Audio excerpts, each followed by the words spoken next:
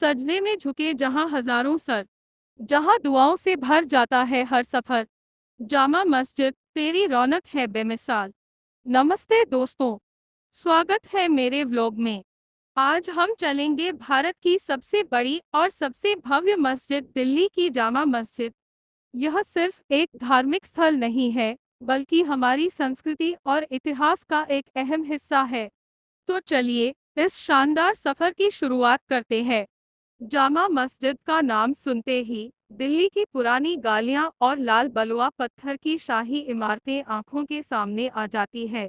पत्थरों में बसी कहानियां सुना करती है, हर दीवार पर वक्त की निशानियां लिखा करती है।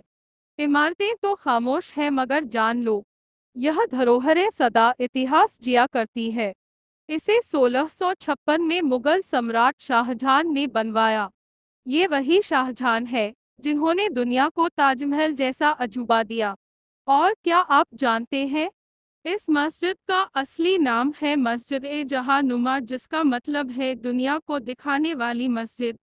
दोस्तों, जैसे ही आप इस दरवाजे के करीब आते हैं, एक अलग ही एहसास होता है। यह भारत के धर्मनिरपेक्ष स्वरूप का भी प्रतीक है। अब बात करते हैं इसकी अद्भुत वास्तुकला की। दोस्तों, जामा मस्जिद को देखकर एक ही शब्द दिमाग में आता है, भव्यता।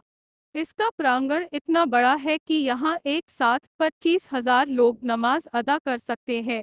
और इसकी ऊंचाई का अंदाजा इसी से लगाया जा सकता है कि इसकी मीनारें 40 मीटर ऊंची है।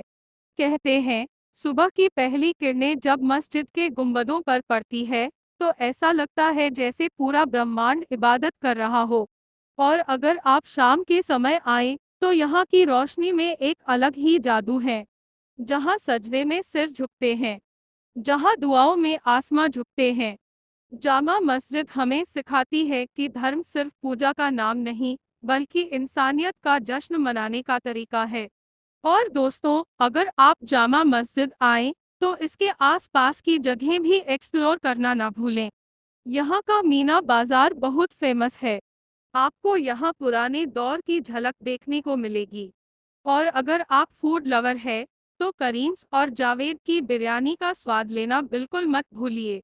आस्था की बुलंदी का एक प्रतीक है तू, खुदा के नूर का अनोखा संगीत है तू।